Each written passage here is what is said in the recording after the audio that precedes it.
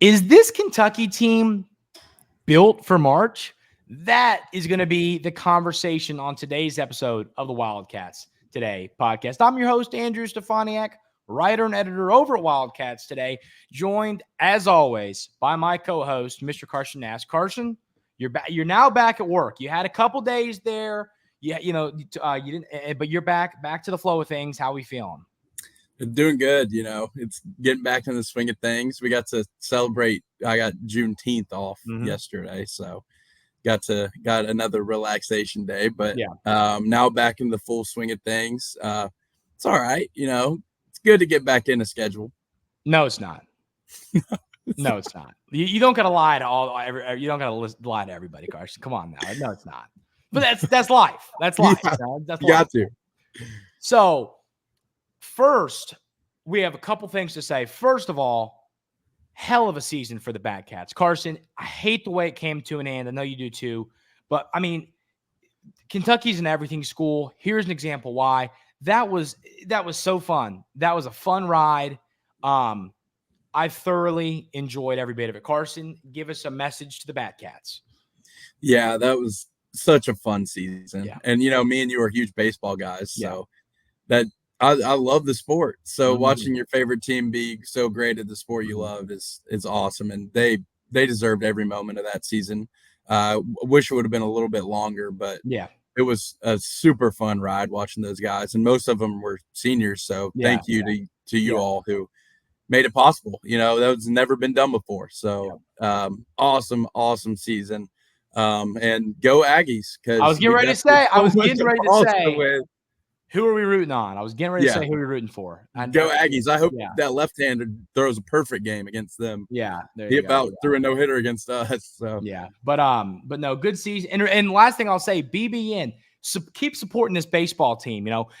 Let's get there all season long next year. It's a beautiful ballpark. I know it's a little cold early in the year. I get that. Maybe, if you want to wait like 2 weeks into the season, that's fine. But support this team. It's hopefully this is, people start to love Kentucky baseball as much as they should now after the season. We can really buy into what Coach Mingione's doing here. So, buy into this team going forward. I know that you and I are, Carson. But so, other last piece of housekeeping before we get into the show, we are 3 subscribers away from 1,500. Help us get there. We'd really appreciate it. Once again, we are 503 subscribers away from 2,000, which is like a blowout bash with a massive slip and slide, like one of those ones at like a kid's birthday party. Yeah, we're going to get that going on. So help us get there. We'd appreciate it a ton. Carson, tell me this. Why is this team built for March? Why is this team built for March? That's a loaded question, Andrew. But I'm going to start off with they have veteran leadership. I think that is key to being good in March. I mean, look at the teams last year. Yeah. If you got to think about it, most of those teams were older. You didn't have very many young guys there. So as we've seen the NCAA kind of flip 180 on its head, most of these teams in the Final Four nowadays are old, and they're not the super studs that you've seen in the past. So I really like the fact that you're going to have a lot of older people on this team, and they're physically wise, they're ready. And you've seen in the past with freshmen and younger players that the physicality isn't there. Yeah. So that's another point of mine that I think is going to go a long way. Let me ask you this, Carson, before I get into my spiel. So, then to answer the short question, you said it was a loaded question, then I'm going to shoot you straight. I'm coming right at you. Is this team built for March? Don't tell me why. Do you believe that this team is built for March? Yeah, I definitely think this team's built for March. Yeah, I do too, ladies and gentlemen. I just, looking at this roster, I love, and one thing we need to do, Carson, I haven't seen anyone media-wise do this. I'd love to see how many NCAA tournament games combined this team has played in. Kirk Creech's played in a ton. Lamont Butler's played in a ton. You've had a lot of these guys play in the postseason, and that stuff matters to me. I'm a huge believer in, if you want to perform under the bright lights of March Madness, It helps if you've done it before. I mean, let's be honest here. I mean, as much as we love Reed Shepherd, and we do, this whole state, Reed, we love you. You're getting drafted here in a couple of days. We're excited. We're happy for you. We're proud of you. But he did not play well in that tournament game. That was one of his worst games of the season. And, that's what happens. Neither did Rob, too. It seemed as if we vanished. Yeah. And those bright lights, I'm telling you, for freshmen, they can sometimes be too bright. I mean, that's just the reality here. And you think Lamont Butler is going to walk into the first round of the NCAA tournament next year and be intimidated? No, he's not going to be, because he's played in like 30 games. I mean, I'm kidding, but I mean, he's played in a lot of NCAA tournament games. And that stuff, it helps. I'm a huge believer in that. Maybe I'm an over believer in that and how much it matters, but I'm just telling you, I think that experience playing in the tournament, it really does help you. Now, if you want to take a flip side of that and look at something, obviously Coach Pope doesn't have a ton. I mean, obviously he's been to the tournament, but he doesn't have a ton of tournament success. But I just believe that, last year BYU got bounced in the first round. I think Coach Pope learned a lesson there. I think he learned. Did you watch that game, Carson? I remember I watched that. I only watched a little bit of it. I watched that game, and I remember, I don't leave that game going, oh man, Coach Pope is going to be a great coach, but he's going to crumble in the postseason. I don't think that's going to be the reality. I think he's going to be great. I think his staff's great. But, the built for March thing, the other thing that we wanted to bring up, Carson and I talked about this before we pressed record, but was the KenPom statistical. I forget the exact, there's a statistic, and if you know this, let us know in the comments. But it's like you have to be top 20 in offense and top 40 in defensive efficiency in KenPom. It's like the last 20 years or something, the team that has won the national championships had a top 20 offense or top 20, that stat. The point of the stat is you have to be good on both sides of the ball. What happened to Kentucky last year, Carson? I mean, it's pretty simple. We didn't know how to beat a zone. Well, yeah. I mean, yes. No, they couldn't, you might as well have had 4 traffic cones out there playing defense. I mean, yeah. And we also just vanished. Yeah. And that is true. But I mean, once again, and Golke. Yeah, and Golke. The banked one is still just sometimes I wake up and I see it. I wake up and I'm like, oh, and it happens. But you have to be good on both sides of the ball. It's just a reality. And there's some that might listen to this, go, Andrew, Carson, that's baloney. I don't believe any of those metrics. I mean, numbers are numbers, and they've proven to be true for year after year. Okay. I remember, Carson, I learned a lesson. You and I I think we had a show or a topic on one of our shows saying, oh, it doesn't matter if this team gets hot, they can beat anybody 198. I don't care what happens in the tournament. And then, I mean, you got Golke. I mean, we got Golke. Yeah. This stuff happens. We tried to convince ourselves that those metrics don't matter, and they do. They do. So, but defensively, I mean, Carson, why are you? So here, let me ask you this. So we all know about Amari Williams.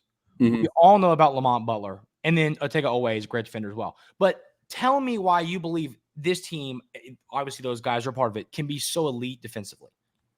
Yeah, and it kind of piggybacks on being physical too. Yeah. So I think all these guys are very athletic and very physical, and they also know the game, right? So they've been in college for 4 years, and so they've been through a bunch of different philosophies coaching-wise, and they're going to be able to learn quicker than those freshmen because they've been taught multiple things throughout their careers.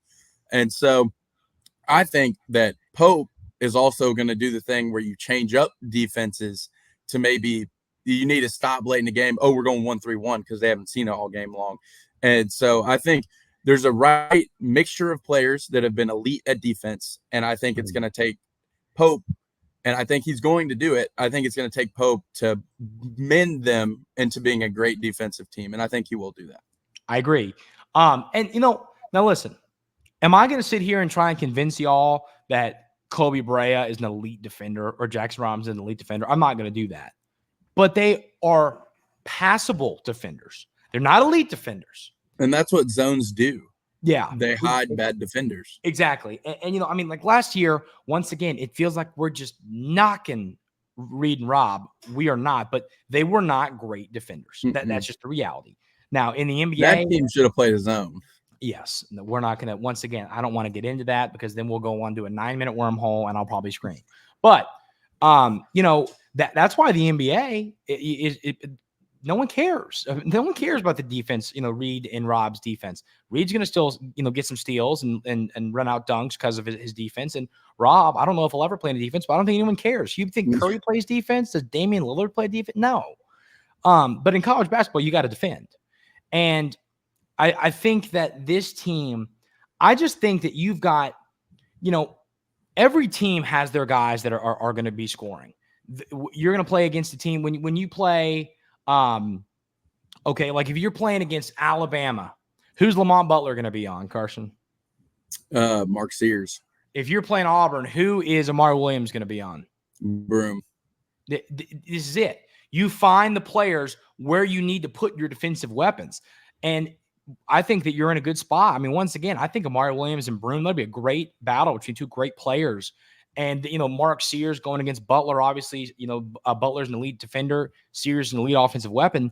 But if you can cancel those guys out, you can win with Jackson Robinson and Kobe Brea, And I think that. And I think a big mismatch defensively will be Ortega. Yeah. Because you can stick him on a guard, and he's big. He's big. He's a monster in every single possible way. Yeah, he can just out physical you, and he's better hands than everybody. Yeah, he's just awesome. I mean, he's awesome. I don't got anything else to say. Yeah, he's the sleeper. Yeah, no question. But so we keep saying this built for March thing, but I mean it's a real thing. Like this is a team. Okay, I got a question for you, Carson, which we're going to this, by the way. So just mark your calendar. We're going to the Duke game in Atlanta. Oh, gosh. Mark your calendar. Well, we're not going to walk to Waffle House at 4 a.m. in Atlanta this time like we did last time. Though. We're not going to do that again. But Is it in Atlanta? Yeah, it's in Atlanta. Okay. Oh, but I guess well, I'm 1-0 in Atlanta then. I guess I just told your mom and dad that we walked to Waffle House at 4 a.m. I already told them.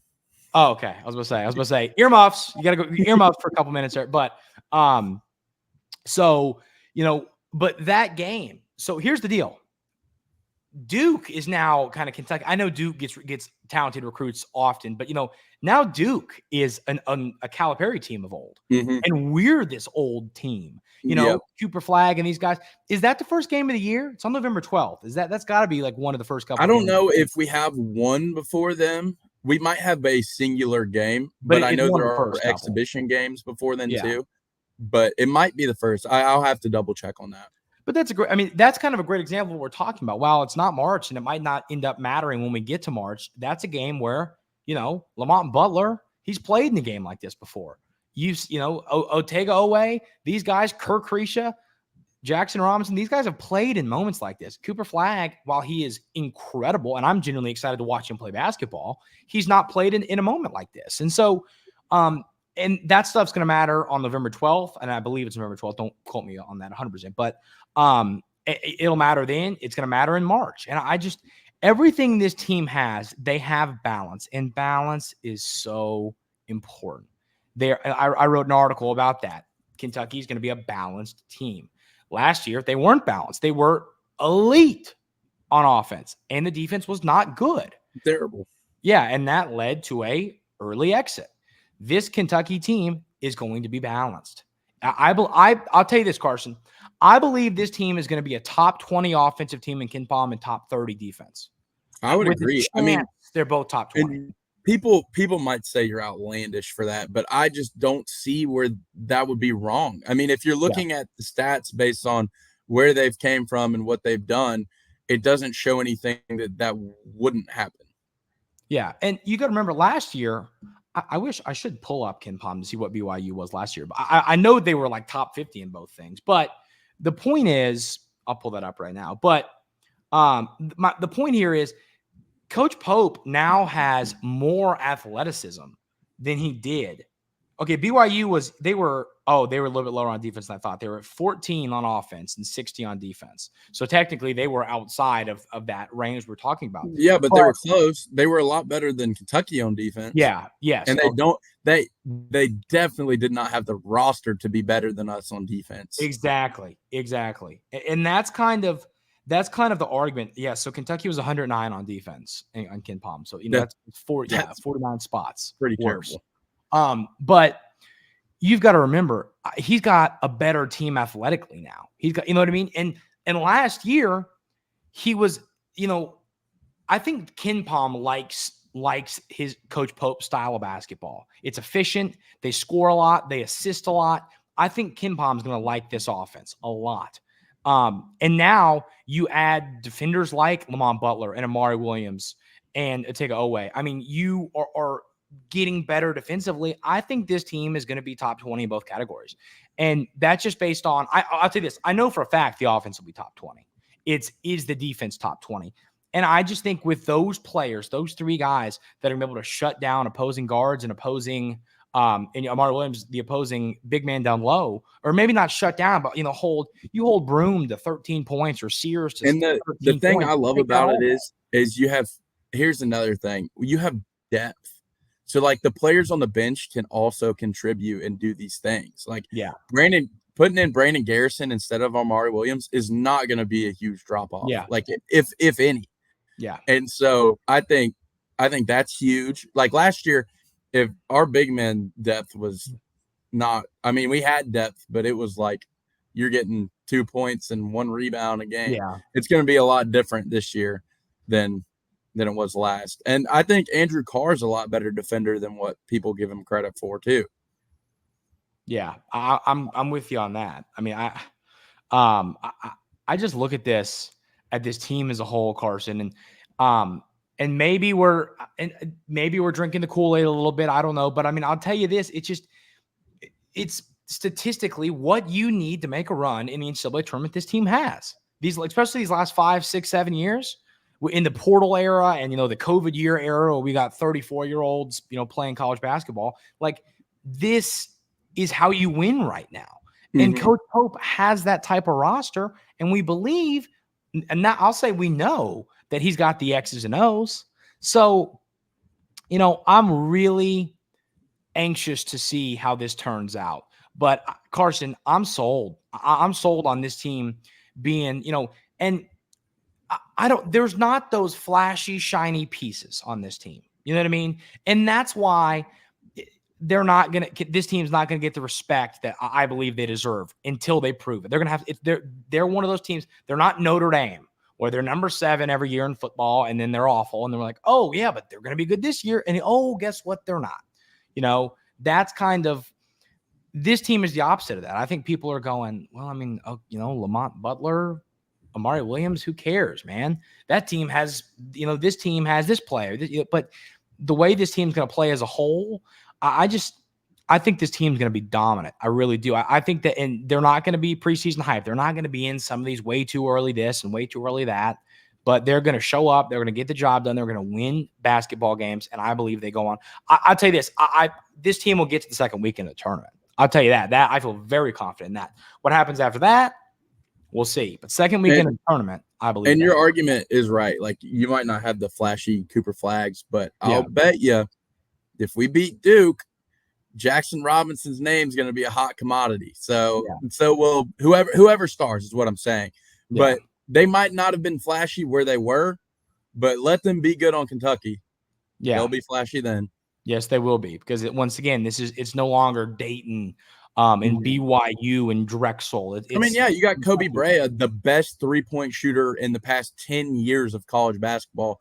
Mm-hmm. He might not be flashy. He's flashy to me, but he might not be a flashy name. But watch him hit 7 threes against Duke and win the game and see what happens. Yeah, he puts up 23 points and goes like 8 for 11 from the field or something. Yeah, I mean, we're going to be talking a lot about Brea. Or Jackson Robinson has 29 on 13. Andrew Carr has 20 and 15. Yeah, and 4 blocks. Like, this stuff can happen. These players are really good. But and I think people don't want Kentucky to be good, Carson. That's the reality. People don't want Kentucky to be good. And that leads to the people saying, well, they're not any good. They're not flashy. Oh, Andrew Carr, Lamont Ball, who cares? They have a whole bunch of solid college basketball players. Well, sometimes, and I disagree with that because I think you have a star on Jackson Robinson. I agree. And I Brea, think you have and a then couple surrounding stars. pieces. Yeah. But people don't want Kentucky to be good. You're not going to hear, I don't think you're going to see a lot of hype around this team. And I love it. I absolutely love it because I think BBN knows what we got here. And that's what matters, So I think this team's going to be really good. And I think Coach Pope is going to work his behind off to get this team, back. Win number 9. We've made it very clear. The coaching staff, the players, goal number 9. So, I think they're going to do everything in their power to make it happen. Yeah, no, I completely agree. You got me fired up now. And I told you I would. Told you on Tuesday I was gonna. Yeah, no, I'm fired up. So that first game, we might not have the stars when they come out versus Duke. It's going to be a Cooper Flag show for sure. That's all that's going to be in their mouths. But when we get that camera view of everyone circled up and they say, "Who's in the house tonight?" UK. Yeah. Then we'll see what really happens. Yeah. Now I'll tell you this. I think that I just think that it's going to take Coach Pope a little bit of time to gain some respect. But I think once he's gained that respect, it's going to be over. So I absolutely cannot wait. And you know what's funny? You know what I was looking this up. Doesn't it feel like basketball off season is so much shorter than football off season? Because football off. Think about this. As soon as whatever his first game, August 31st, like August 31st comes around, right? You're playing whoever, I don't know, whatever. You kick off the year, right? And then you look at it and you go, oh man, basketball season starts in a couple months, but you got football, you got NFL, you got fantasy football. I don't move from my couch for 2 straight days every weekend, and then it's like, oh yeah, basketball starts next week. But with football, it's like all you got is the Reds, and the Reds just constantly break my heart. So it's kind of like. You mean basketball? You said football again, but you meant basketball. No, I mean, I'm saying until football season. Yeah, until football. Like the summer. Yeah. In the summer, all you got is the Reds, and all they do is break my heart. And then so that's just reality. But we're getting there, ladies and gentlemen. At least we had the Wildcats to enjoy. Yeah, that was fun. They made it a fun summer so far. You're right about that. Carson, any other thoughts before we call it a day? No, there was one more thing. I saw a comment about how BYU is out recruiting us now and gonna get more players than we are. I think that's outlandish, and here's why. I'll give you my take on it. So this is kind of like when Pope got to BYU, they were not a good program at all, and he built them up to be where they were. They were a 6th seed in the tournament last year with way less talent than most of the other teams in that conference. And it's kind of like if Stoops were to leave Kentucky now, right? Mm-hmm. So if Stoops were to leave Kentucky now, it's a lot different than when Stoops got here.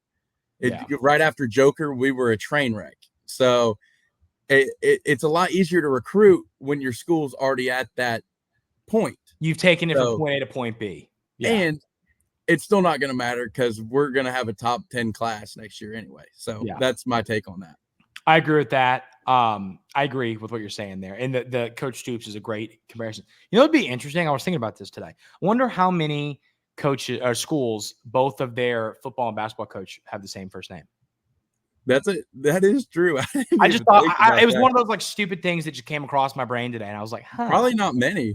I bet you not more than 1 or 2, or you know what I mean? I don't know. If you can think of any, there you go. That'd be a trivia question. If you, without looking it up, you can think of any, let us know one. A Division I school, any of them. Let us know in the YouTube comments. It'll be a trivia question. Can't look it up though. That's you breaking the rules.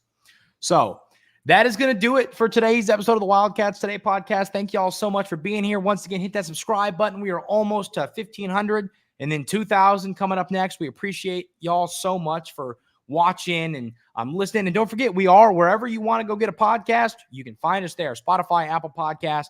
If you find them, we're there. So go check that out as well. Hope everybody has an outstanding weekend, and we will see you next time.